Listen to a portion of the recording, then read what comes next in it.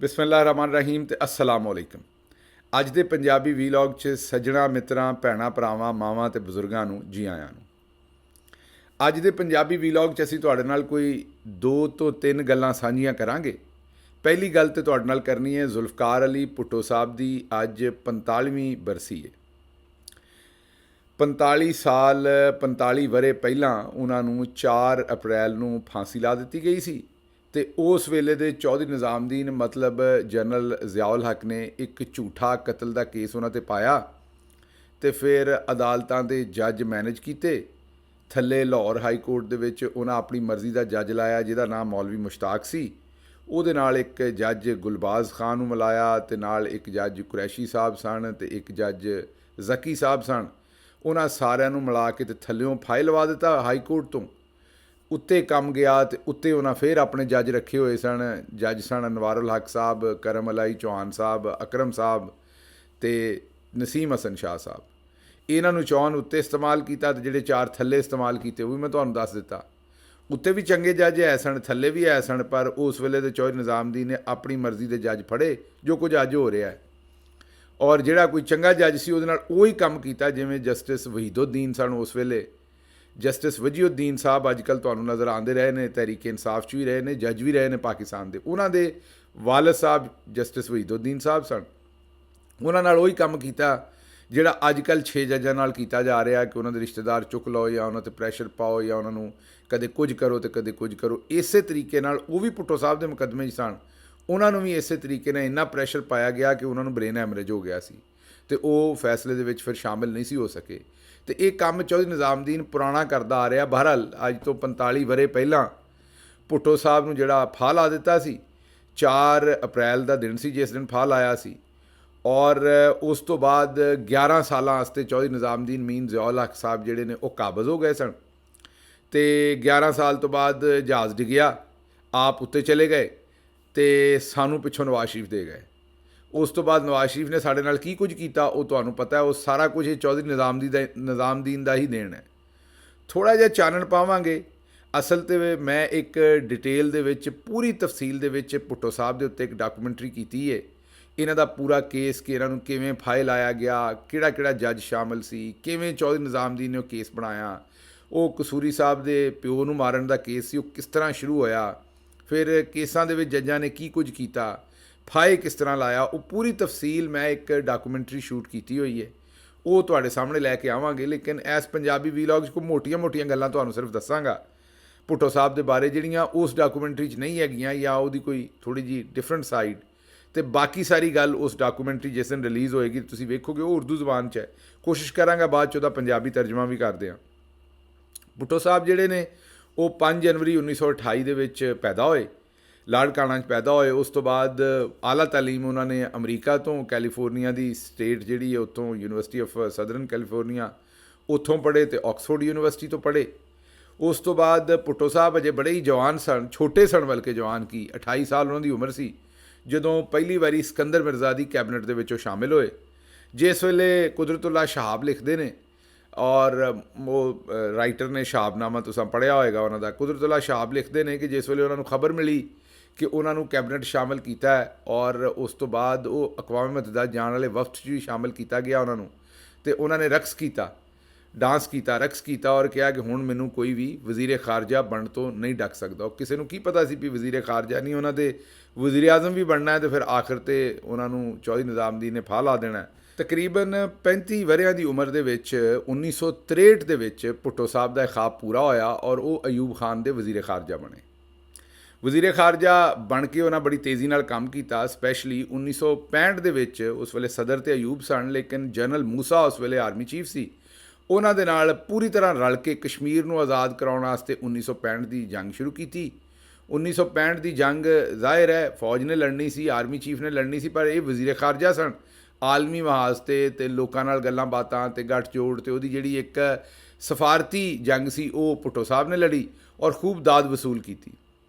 ਇਸ ਜੰਗ ਤੋਂ ਬਾਅਦ ਉਜ਼ਬਕਿਸਤਾਨ ਦੇ ਵਿੱਚ ਇੱਕ ਮੁਆਹਦਾ ਹੋਇਆ ਸੀ ਔਰ ਉਹ ਮੁਆਹਦਾ ਹੋਇਆ ਸੀ ਅਯੂਬ ਖਾਨ ਸਾਹਿਬ ਅਤੇ ਉਸ ਵੇਲੇ ਦੇ ਜਿਹੜੇ ਵਜ਼ੀਰ ਆਜ਼ਮ ਸਨ ਹਿੰਦੁਸਤਾਨ ਦੇ ਲਾਲ ਬਹਾਦਰ ਸ਼ਾਸਤਰੀ ਉਹਨਾਂ ਦੇ ਦਰਮਿਆਨ। ਉਜ਼ਬੇਕਿਸਤਾਨ ਦੇ ਵਿੱਚ ਜਿਹੜਾ ਇਹ ਮੁਆਹਦਾ ਹੋਇਆ ਜਾਂ ਮੁਜ਼ਾਕਰਾਤ ਹੋਏ, ਤੁਸੀਂ ਇਹ ਕਹਿ ਲਓ ਇਹਨੂੰ ਮੁਆਹਦੇ ਦੀ ਬਜਾਏ, ਉਹਦੇ 'ਚ ਭੁੱਟੋ ਸਾਹਿਬ ਵੀ ਸ਼ਾਮਿਲ ਹੋਏ। ਬਾਅਦ ਦੇ ਵਿੱਚ ਭੁੱਟੋ ਸਾਹਿਬ ਨੇ 1966 ਦੇ ਵਿੱਚ ਵਾਪਸ ਆ ਕੇ ਰੌਲਾ ਪਾ ਦਿੱਤਾ ਕਿ ਜਿਹੜੀ ਜੰਗ 1965 'ਚ ਅਸੀਂ ਜਿੱਤ ਲਈ ਸੀ, ਉਹ ਅਯੂਬ ਖਾਨ ਸਾਹਿਬ ਨੇ ਮੁਜ਼ਾਕਰਾਤ ਦੀ ਮੇਜ਼ ਦੇ ਉੱਤੇ ਲਾਲ ਬਹਾਦਰ ਸ਼ਾਸਤਰੀ ਦੇ ਸਾਹਮਣੇ ਹਾਰ ਦਿੱਤੀ ਤੇ ਮੁਲਕ ਦੇ ਨਾਲ ਸਮਝੌਤਾ ਕਰ ਲਿਆ ਔਰ ਹਿੰਦੁਸਤਾਨ ਨਾਲ ਸਮਝੌਤਾ ਕਰ ਲਿਆ। ਔਰ 1966 ਦੇ ਜੂਨ 1966 ਦੇ ਵਿੱਚ ਭੁੱਟੋ ਸਾਹਿਬ ਨੇ ਇਹ ਰੌਲਾ ਪਾ ਕੇ ਤੇ ਅਸਤੀਫਾ ਦੇ ਦਿੱਤਾ। ਹੁਣ ਇੱਥੋਂ ਵੇਖੋ ਜਿਹੜੀ ਭੁੱਟੋ ਸਾਹਿਬ ਨੇ ਕੱਟ ਮਾਰੀ ਕਿ ਉਹ ਅਯੂਬ ਖਾਨ ਸਾਹਿਬ ਦੇ ਬੜੇ ਕਰੀਬ ਸਨ, ਉਹ ਅਯੂਬ ਖਾਨ ਸਾਹਿਬ ਇਹਨਾਂ ਨੂੰ ਪੁੱਤਰ ਦੇ ਤੌਰ ਤੇ ਹੀ ਲੈਂਦੇ ਸਨ ਤੇ ਬਹੁਤ ਹੀ ਜ਼ਿਆਦਾ ਇਹਨਾਂ ਨਾਲ ਪਿਆਰ ਕਰਦੇ ਸਨ ਤੇ ਇਹ ਵੀ ਉਹਨਾਂ ਨਾਲ ਪਿਆਰ ਕਰਦੇ ਸਨ। ਬਹਰਹਾਲ ਭੁੱਟੋ ਸਾਹਿਬ ਨੇ ਜਿਸ ਵੇਲੇ ਅਸਤੀਫਾ ਦਿੱਤਾ ਔਰ ਅਸਤੀਫਾ ਦੇਣ ਤੋਂ ਕੁਝ ਚੰਦ ਮਹੀਨੇ ਤੋਂ ਬਾਅਦ ਉਹਨਾਂ ਨੇ 21 ਜੂਨ 1967 ਦੇ ਵਿੱਚ 1967 ਦੇ ਵਿੱਚ ਅਯੂਬ ਖਾਨ ਸਾਹਿਬ ਦੇ ਖਿਲਾਫ ਲਾਹੌਰ ਦੇ ਵਿੱਚ ਇੱਕ ਤਕਰੀਰ ਖੜਕਾ ਦਿੱਤੀ, ਜਿਹਦੇ 'ਚ ਉਹਨਾਂ ਨੇ ਸਾਰੀ ਜੋ ਵੀ ਬੁਰਾਈ ਸੀ ਉਹਦੀ ਜੜ ਔਰ ਉਹਦੀ ਜ਼ਿੰਮੇਵਾਰੀ ਅਯੂਬ ਖਾਨ ਸਾਹਿਬ ਦੇ ਉੱਤੇ ਪਾ ਦਿੱਤੀ। ਅਯੂਬ ਖਾਨ ਸਾਹਿਬ ਉਸ ਵੇਲੇ ਪਹਿਲਾਂ ਹੀ 9 ਸਾਲ ਇਕਤਦਾਰ ਕਰ ਚੁੱਕੇ ਸਨ ਤੇ ਆਖਰੀ ਸਾਹਾਂ 'ਤੇ ਸਨ ਇਕਤਦਾਰ ਦੇ, ਗੈਰ ਮਕਬੂਲ ਸਨ, ਬੜੇ ਸਾਰੇ ਹੋਰ ਭੈੜੇ ਕੰਮ ਕੀਤੇ ਹੋਏ ਸਨ, ਉਹਦੇ ਵਿੱਚ ਭੁੱਟੋ ਸਾਹਿਬ ਵੀ ਸ਼ਾਮਿਲ ਸਨ। ਬਿਲਕੁਲ ਉਹ ਭੈੜੇ ਕੰਮ ਜਿਸ ਤਰ੍ਹਾਂ ਕਿ ਤੁਹਾਨੂੰ ਪਹਿਲਾਂ ਵੀ ਅਸੀਂ ਦੱਸ ਚੁੱਕੇ ਹਾਂ ਵੀ 1965 ਜਨਵਰੀ ਦੇ ਵਿੱਚ ਇਲੈਕਸ਼ਨ ਚੋਰੀ ਕੀਤਾ ਸੀ, ਫਾਤਮਾ ਜਨਾਹ ਸਾਹਿਬਾ ਨੂੰ ਹਰਾਇਆ ਸੀ ਧੱਕੇ ਨਾਲ, ਫਿਰ ਉਹਨਾਂ ਨੇ ਜਿਸ ਤਰੀਕੇ ਨਾਲ ਪਿਛਲੇ 9 ਸਾਲਾਂ ਦੇ ਵਿੱਚ ਇਲੈਕਸ਼ਨ ਨਾ ਹੋਣ ਦਿੱਤੇ, ਸਹੀ ਦਰੁਸਤ ਤਰੀਕੇ ਨਾਲ ਆਪਣੀ ਮਰਜ਼ੀ ਦੇ ਬਲਦੀਆਤੀ ਇਲੈਕਸ਼ਨ ਕਰਾਏ, ਮਰਜ਼ੀ ਦੀਆਂ ਅਸੈਂਬਲੀਆਂ ਬਣਵਾਈਆਂ, ਸਾਰੇ ਪੁੱਠੇ ਕੰਮ ਕੀਤੇ ਸਿਆਸਤ ਆਪਣਾ ਜਮਹੂਰੀਅਤ ਦੇ ਨਾਲ, ਜੋ ਚੌਧਰੀ ਨਿਜ਼ਾਮਦੀਨ ਹੁਣ ਕਰਦਾ ਉਹੋ ਜਿਹੇ ਕੰਮ ਹੀ ਉਸ ਤੋਂ ਬਲਕਿ ਵੱਧ ਕੰਮ ਉਸ ਵੇਲੇ ਕੀਤੇ ਤੇ ਉਹ ਗੈਰ ਮਕਬੂਲ ਸਨ।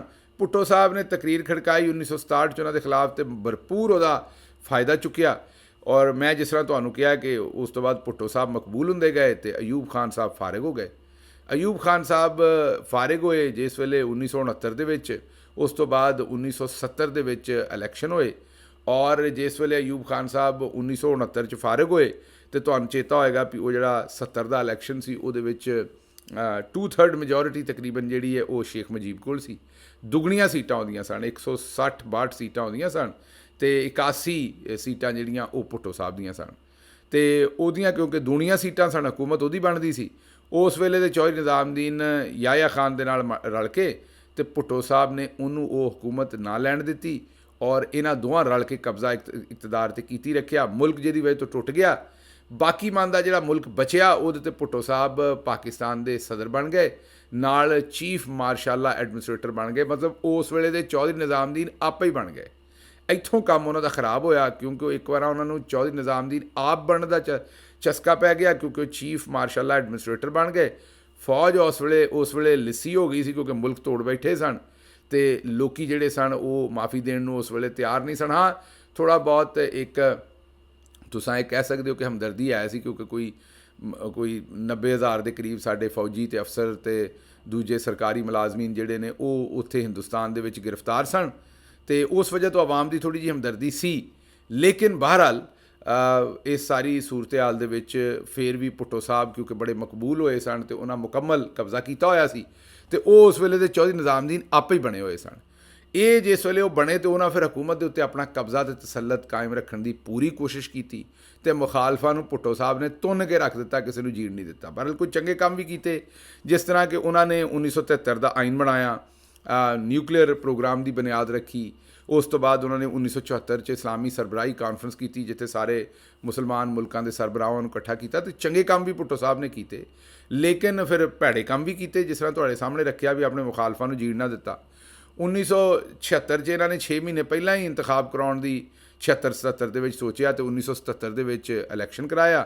1977 ਦੇ ਇਲੈਕਸ਼ਨ ਦੇ ਵਿੱਚ ਜਿਹੜਾ ਆਪਣੇ ਮੁਖਾਲਫ ਸੀ ਨਾ, ਜਿਵੇਂ ਹੁਣੇ ਹੀ ਆਸਫਾ ਜ਼ਰਦਾਰੀ ਸਾਹਿਬਾ ਸਾਡੀ ਭੈਣ ਜਿੱਤੀ ਹੈ, ਬੱਚੀ ਸਾਡੀ ਜਿੱਤੀ ਹੈ ਉੱਥੋਂ ਆਪਣਾ ਸਿੰਧ ਤੋਂ ਬਿਲਾ ਮੁਕਾਬਲਾ ਹੀ ਆਪਣੇ ਮੁਖਾਲਫਾਂ ਨੂੰ ਅਗਵਾ ਕਰਕੇ ਤੇ ਕਾਗਜ਼ਾਤ ਤੇ ਨਾਮਜ਼ਦਗੀ ਖਾਰਿਜ ਕਰਕੇ। ਭੁੱਟੋ ਸਾਹਿਬ ਇਹੀ ਕਾਰ ਕੀਤੀ, ਉਹਨਾਂ ਆਪਣੇ ਮੁਖਾਲਫਾਂ ਨੂੰ ਅਗਵਾ ਕਰਕੇ ਤੇ ਆਪ ਬਿਲਾ ਮੁਕਾਬਲਾ ਜਿੱਤੇ। ਇਕੱਲੇ ਭੁੱਟੋ ਸਾਹਿਬ ਹੀ ਨਹੀਂ, ਇਹਨਾਂ ਦੀ ਪਾਰਟੀ ਦੇ 19 ਹੋਰ ਬੰਦੇ, ਜਿੰਨੇ ਵਜ਼ੀਰ ਆਲਾ ਦੇ ਕੈਂਡੀਡੇਟ ਸਨ, ਜਿੰਨੇ ਬੰਦੇ ਸਨ ਉਹ ਸਾਰੇ ਜਿੱਤੇ। ਇੰਨੀ ਧਾਂਦਲੀ ਕੀਤੀ ਕਿ ਆਪ ਵਕਤ ਪੈ ਗਿਆ ਬਾਅਦ 'ਚ। ਆਹੋ, ਇੰਨੀਆਂ ਸੀਟਾਂ ਜਿੱਤ ਲਈਆਂ, ਮਤਲਬ ਜਿਹੜੀ ਧਾਂਦਲੀ ਕਰਨ ਦੀ 2/3 ਮੈਜੋਰਿਟੀ ਸੋਚੀ ਸੀ ਪਰ ਉਹ ਮੇਰਾ ਖਿਆਲ ਪਤਾ ਨਹੀਂ ਕਿੱਧਰ ਨੂੰ ਨਿਕਲ ਗਿਆ ਕੰਮ। ਇੰਨੀ ਕੁ ਧਾਂਦਲੀ ਕਰ ਛੜੀ ਕਿ ਸ਼ਾਇਦ ਜਿਹੜੀ ਮੁਖਾਲਫ ਜਮਾਤਾਂ ਸਨ ਉਹਨਾਂ ਕੋਲ ਪਤਾ ਨਹੀਂ 30 ਸੀਟਾਂ ਆਈਆਂ ਸਿਰਫ, ਮਤਲਬ ਮੁਕੰਮਲ ਹੀ ਉਡਾ ਕੇ ਰੱਖ ਦਿੱਤੀ ਹਰ ਸ਼ਾਈ। ਉਹ ਜਿਸ ਵੇਲੇ ਇੰਨੀਆਂ ਸੀਟਾਂ ਆਈਆਂ ਤੇ ਭੁੱਟੋ ਸਾਹਿਬ ਨੂੰ ਪਤਾ ਲੱਗਾ ਅਸੀਂ ਤੇ ਕੋਈ ਬਹੁਤੀ ਧਾਂਦਲੀ ਕਰ ਦਿੱਤੀ ਹੈ, ਮੁਲਕ ਦੇ ਵਿੱਚ ਹਲਾਲਾ ਪੈ ਗਈ। 9/17 ਜਿਹੜੀ ਉਹ ਮੁਹਿੰਮ ਸ਼ੁਰੂ ਹੋ ਗਈ, ਉਹਨਾਂ ਦੇ ਖਿਲਾਫ ਜਿਹੜੀ ਅਪੋਜੀਸ਼ਨ ਸਾਡੇ ਇਕੱਠੀ ਹੋ ਗਈ। ਉਸ ਵੇਲੇ ਦਾ ਚੌਧਰੀ ਨਿਜ਼ਾਮਦੀਨ ਜਦੋਂ ਬੰਦਾ ਸੱਟ ਲੱਗੀ ਹੋਵੇ ਨਾ, ਥੋੜ੍ਹੀ ਦੇਰ ਸਹਿਕਦਾ ਰਹੇ, ਅਤੇ ਫਿਰ ਉਹਨੂੰ ਜ਼ਰਾ ਟਕੋਰ ਹੋ ਜਾਏ ਅਤੇ ਫਿਰ ਉੱਠ ਕੇ ਵਾਰ ਕਰਦਾ ਹੈ।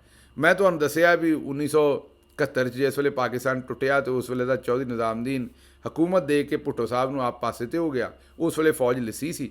71 ਤੋਂ 77 ਤੱਕ 7-8 ਸਾਲ ਲੱਭ ਗਏ ਸਨ ਅਤੇ ਸਾਡਾ ਚੌਧਰੀ ਨਿਜ਼ਾਮਦੀਨ ਫਿਰ ਤਗੜਾ ਹੋ ਗਿਆ ਸੀ।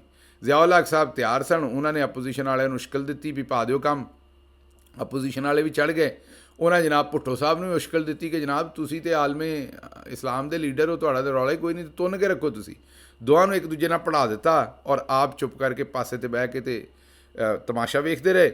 ਔਰ ਇਹ ਜਿਹੜੀ ਇhtਜਾਜੀ ਤਹਿਰੀਕ ਇਹੋ ਜਿਹੀ ਚੱਲੀ ਕਿ ਉਸ ਤੋਂ ਬਾਅਦ ਭੁੱਟੋ ਸਾਹਿਬ ਦੇ ਕੰਟਰੋਲ 'ਚ ਹੀ ਨਾ ਆਈ ਔਰ ਭੁੱਟੋ ਸਾਹਿਬ ਨੇ ਕਈ ਸ਼ਹਿਰਾਂ 'ਚ ਕਰਫਿਊ ਵੀ ਲਵਾਇਆ। ਇੱਕ ਕਿਸਮ ਦਾ ਮਾਰਸ਼ਲ ਲਾ ਹੀ ਸੀ ਉਹ, ਤਾਂ ਕਿ ਉਹਨੂੰ ਕੰਟਰੋਲ ਕਰਨ, ਲੋਕਾਂ ਨੂੰ ਮਾਰਿਆ ਕੁੱਟਿਆ, ਸਭ ਕੁਝ ਕੀਤਾ, ਪਰ ਲੋਕੀ ਕਾਬੂ ਨਾ ਆਏ ਕਿਉਂਕਿ ਇਲੈਕਸ਼ਨ 'ਚ ਧਾਂਦਲੀ ਇੰਨੀ ਕੀਤੀ ਸੀ।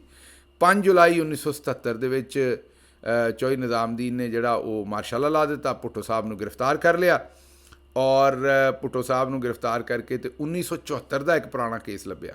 ਹਾਂਜੀ, ਇਹ ਹੁਣ ਤੁਹਾਨੂੰ 1977 ਦੀ ਗੱਲ ਦੱਸਣ ਡਏ। 1974 ਦਾ 3 ਸਾਲ ਪੁਰਾਣਾ ਕੇਸ।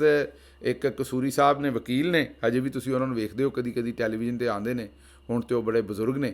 ਉਹ ਕਸੂਰੀ ਸਾਹਿਬ ਦੇ ਵਾਲਦ ਸਾਹਿਬ ਜਿਹੜੇ ਸਨ, ਉਹਨਾਂ ਦੇ ਕਤਲ ਦਾ ਮੁਕੱਦਮਾ ਲੱਭਿਆ ਔਰ ਉਹਦੇ ਵਿੱਚ ਭੁੱਟੋ ਸਾਹਿਬ ਨੂੰ ਪਾ ਕੇ, ਅਤੇ ਤੁਹਾਨੂੰ ਮੈਂ ਦੱਸਿਆ ਵੀ 4-5 ਜੱਜ ਥੱਲੇ ਹਾਈ ਕੋਰਟ ਮੈਨੇਜ ਕੀਤੇ ਅਤੇ ਕੋਈ 4-5 ਸੁਪਰੀਮ ਕੋਰਟ, ਅਤੇ ਭੁੱਟੋ ਸਾਹਿਬ ਨੂੰ ਸਜ਼ਾਏ ਮੌਤ ਦਵਾ ਦਿੱਤੀ ਸੁਪਰੀਮ ਕੋਰਟ ਤੋਂ। ਅਪੀਲ ਕੀਤੀ ਉਹਨਾਂ ਦੇ ਟੱਬਰ ਨੇ ਸਦਰ ਨੂੰ, ਸਦਰ ਉਸ ਵੇਲੇ ਚੌਧਰੀ ਨਿਜ਼ਾਮਦੀਨ ਆਪ ਸੀ, ਜ਼ਿਆਉਲ ਹਕ, ਉਹਨਾਂ ਜਨਾਬ ਵਾਲਾ ਅਪੀਲ ਖਾਰਿਜ ਕਰ ਦਿੱਤੀ ਅਤੇ ਭੁੱਟੋ ਸਾਹਿਬ ਨੂੰ 4 ਅਪ੍ਰੈਲ ਨੂੰ ਅੱਜ ਤੋਂ 45 ਵਰ੍ਹੇ ਪਹਿਲੇ ਜਿਹੜਾ ਫਾਂਸੀ ਦੀ ਸਜ਼ਾ ਦੇ ਦਿੱਤੀ। ਐਸੇ ਸਾਲ ਸੁਪਰੀਮ ਕੋਰਟ ਜਿਹੜੀ ਜਸਟਿਸ ਕਾਜ਼ੀ ਫਾਇਜ਼ ਈਸਾ ਸਾਹਿਬ ਦੀ, ਜਿਹੜੀ ਆਪ ਸਾਰੇ ਜ਼ੁਲਮ ਕਰ ਰਹੀ ਹੈ ਇਸ ਵੇਲੇ, ਆਪ ਉਹੀ ਕਰਤੂਤ ਕਰ ਰਹੀ ਹੈ ਜੋ ਹਾਈ ਕੋਰਟ ਉਸ ਵੇਲੇ ਦੀ ਹਾਈ ਕੋਰਟ ਦੇ ਮੌਲਵੀ ਮੁਸ਼ਤਾਕ ਨੇ ਕੀਤੀ ਸੀ। ਉਹ ਚੀਫ ਜਸਟਿਸ ਸੀ ਨਿਗਰਾਨ ਹਾਈ ਕੋਰਟ ਦਾ ਥੱਲੇ ਲਾਹੌਰ ਦਾ, ਅਤੇ ਉੱਤੇ ਜਿਸ ਤਰੀਕੇ ਦੇ ਨਾਲ justice Anwarul Haq chief justice supreme court ਦਾ ਸੀ ਉਸ ਵੇਲੇ ਦਾ, ਜਿਹੜੀ ਕਰਤੂਤ ਉਹਨਾਂ ਕੀਤੀ ਸੀ, ਉਹੀ ਕਰਤੂਤ ਭੁੱਟੋ ਸਾਹਿਬ ਦੇ ਨਾਲ ਜੋ ਉਹਨਾਂ ਜੱਜਾਂ ਨੇ ਕੀਤੀ ਸੀ, ਉਹੀ ਅੱਜ ਕਾਜ਼ੀ ਸਾਹਿਬ ਇਮਰਾਨ ਖਾਨ ਦੇ ਨਾਲ ਕਰ ਰਹੇ ਨੇ। ਬਹਰਹਾਲ ਐਸੇ ਸਾਲ ਉਹਨਾਂ ਫੈਸਲਾ ਦਿੱਤਾ ਕਿ ਭੁੱਟੋ ਸਾਹਿਬ ਦਾ ਜਿਹੜਾ ਕਤਲ ਹੋਇਆ ਸੀ ਉਹ ਅਦਾਲਤੀ ਕਤਲ ਸੀ, ਮਤਲਬ ਉਹਨਾਂ ਨੂੰ ਜਿਹੜੀ ਫਾਂਸੀ ਦਿੱਤੀ ਗਈ ਸੀ ਉਹ ਫਾਂਸੀ ਨਹੀਂ ਸੀ, ਕਤਲ ਸੀ, ਔਰ ਅਦਾਲਤਾਂ ਨੇ ਉਹਨਾਂ ਨੂੰ ਪੂਰਾ ਇਨਸਾਫ ਨਹੀਂ ਦਿੱਤਾ। ਅਤੇ ਇਹ ਤਾਂ ਭੁੱਟੋ ਸਾਹਿਬ ਦੀ ਕਹਾਣੀ ਸੀ। ਭੁੱਟੋ ਸਾਹਿਬ ਦੀ ਕਹਾਣੀ 'ਚ ਬੜੀਆਂ ਖੂਬਸੂਰਤ ਗੱਲਾਂ ਵੀ ਨੇ, ਉਹ ਹੀਰੋ ਵੀ ਨੇ, ਅਤੇ ਹੀਰੋ ਇਸ ਤੋਂ ਨੇ ਕਿ ਉਹਨਾਂ ਨਾਲ ਜ਼ੁਲਮ ਹੋਇਆ ਔਰ ਉਹਨਾਂ ਨੂੰ ਫਾਹੇ ਲਾ ਦਿੱਤਾ ਕਿ ਜਿਹੜਾ ਕਿ ਨਹੀਂ ਸੀ ਲਾਉਣਾ ਚਾਹੀਦਾ, ਬੜਾ ਜ਼ੁਲਮ ਕੀਤਾ ਉਹਨਾਂ ਦੇ ਨਾਲ। ਉਹਨਾਂ ਦੀ ਜਿਹੜੀ ਟੀਮ ਸੀ, ਜਿਹੜੀ ਉਹਨਾਂ ਦੀ ਲੀਗਲ ਟੀਮ ਸੀ, ਉਹਨਾਂ ਦੀ ਬੇਗਮ ਨੁਸਰਤ ਭੁੱਟੋ ਸਾਹਿਬਾ ਮਰਹੂਮਾ, ਉਹਨਾਂ ਨੇ ਭਰਪੂਰ ਮੁਕੱਦਮਾ ਲੜਿਆ, ਉਹਨਾਂ ਦਾ ਭਰਪੂਰ ਮੁਕਾਬਲਾ ਕੀਤਾ ਸਾਰੇ ਅਦਾਲਤੀ ਨਿਜ਼ਾਮ ਦਾ। ਪਰ ਜਿਵੇਂ ਅੱਜ ਕੱਲ੍ਹ ਅਦਾਲਤੀ ਨਿਜ਼ਾਮ ਚੌਧਰੀ ਨਿਜ਼ਾਮਦੀਨ ਦੇ ਨਾਲ ਰਲਿਆ, ਉਹੀ ਹਾਲ ਉਸ ਵੇਲੇ ਸੀ, ਅਤੇ ਭੁੱਟੋ ਸਾਹਿਬ ਨੂੰ ਫਾਂਸੀ ਲਾਉਣ ਤੋਂ ਬਚਾ ਨਹੀਂ ਸਕੇ। ਬਹਰਹਾਲ ਭੁੱਟੋ ਸਾਹਿਬ ਦੀਆਂ ਪਹਾੜ ਜਿੰਨੀਆਂ ਵੱਡੀਆਂ ਗਲਤੀਆਂ ਵੀ ਨੇ, ਉਹ ਐਡੀ ਧਾਂਦਲੀ ਔਰ ਐਡੀ ਅੱਤ ਨਾ ਮਚਾਉਂਦੇ, ਜ਼ਰਾ ਸਹਿਜੇ ਕਰਕੇ ਠੰਡਾ ਕਰਕੇ ਖਾਂਦੇ ਅਤੇ ਨਾ ਐਡੀ ਧਾਂਦਲੀ ਕਰਦੇ, ਅਤੇ ਸ਼ਾਇਦ ਉਹ ਮਕਬੂਲ ਸਨ ਭੁੱਟੋ ਸਾਹਿਬ ਉਸ ਵੇਲੇ। ਜਿਸ ਵੇਲੇ ਇਲੈਕਸ਼ਨ ਕਰਾਇਆ, ਜਿੱਤੋਂ ਨਾ ਹਰ ਸੂਰਤ ਜਾਣਾ ਸੀ, ਚਲੋ 2/3 ਮੈਜੋਰਿਟੀ ਨਾ ਹੁੰਦੀ, ਸਿੰਗਲ ਮੈਜੋਰਿਟੀ ਲੱਭ ਜਾਂਦੀ, ਜਿੱਤ ਜਾਂਦੇ, ਪਰ ਉਹਨਾਂ ਨੇ ਜਨਾਬ ਸੋਚਿਆ ਕਿ ਹਰ ਸੂਰਤ 2/3 ਮੈਜੋਰਿਟੀ ਲੈਣੀ ਹੈ, ਉਸ ਚੱਕਰ ਦੇ ਵਿੱਚ ਉਹ ਮਾਰੇ ਗਏ। ਅੱਛਾ ਜੀ, ਦੂਜੀ ਖਬਰ ਮੈਂ ਵੈਸੇ ਤਫਸੀਲੀ ਗੱਲ ਕਰਨੀ ਸੀ, ਲੇਕਿਨ ਛੋਟੀ ਜਿਹੀ ਗੱਲ ਕਰਾਂਗਾ। ਉਹ ਜ਼ਿਮੀਂਦਾਰਾਂ ਦੇ ਨਾਲ ਜਿਹੜਾ ਜ਼ੁਲਮ ਹੋ ਰਿਹਾ ਉਹਦੇ 'ਤੇ ਗੱਲ ਕਰਾਂਗਾ। ਕਣਕ ਦਾ ਜਿਹੜਾ ਰੇਟ ਹੈ ਉਹ 3900 ਰੁਪਈਏ, ਅਤੇ ਚਲੋ ਜਿਹੜਾ ਕੱਢਿਆ ਗਾਂਹ। ਹੁਣ ਜਿਹੜੀ ਗੱਲ ਸਮਝ ਆਉਣ ਡਈ ਹੈ ਉਹ ਇਹ ਆਉਣ ਡਈ ਹੈ ਕਿ ਹਕੂਮਤ ਦਾ ਕੋਈ ਕਣਕ ਖਰੀਦਣ ਦਾ ਵੀ ਪ੍ਰੋਗਰਾਮ ਬੰਦੇ ਦੇ ਪੁੱਤਰਾਂ ਵਾਲਾ ਨਹੀਂ ਹੈ। ਮਤਲਬ ਕਿ ਕਣਕ ਜਿਹੜੀ ਹੈ ਉਹ ਪ੍ਰਾਈਵੇਟ ਮਾਰਕੀਟ ਨਹੀਂ ਖਰੀਦਣੀ, ਅਜੇ ਤੱਕ ਇਹਨਾਂ ਨੇ ਕੋਈ ਇੰਤਜ਼ਾਮ ਉਹਦੇ ਉੱਤੇ ਕੋਈ ਨਹੀਂ ਕੀਤਾ। ਇੱਕ ਤਾਂ ਕਣਕ ਦਾ ਰੇਟ ਬਹੁਤ ਘੱਟ ਕੱਢਿਆ, ਅਤੇ ਇੱਕ ਜਿਹੜਾ ਖਰੀਦਣ ਦਾ ਵੀ ਕੋਈ ਅਜੇ ਤੱਕ ਬੰਦੋਬਸਤ ਜਿਹੜਾ ਇਹਨਾਂ ਨੇ ਆਪਣਾ ਜੋ ਵੀ ਨੋਟਾ ਨਾਟੀ ਕਰਨੀ ਹੁੰਦੀ ਹੈ ਉਹ ਅਜੇ ਤੱਕ ਪੂਰੀ ਨਹੀਂ ਕੀਤੀ। ਅਤੇ ਇਸ ਸੂਰਤ ਹਾਲ ਦੇ ਵਿੱਚ ਲੱਗੇ ਰਿਹਾ ਸਾਨੂੰ ਕਿ ਕਿਸਾਨ ਨੂੰ ਫਿਰ ਰੋਲਣ ਦਾ ਪ੍ਰੋਗਰਾਮ ਹੈ।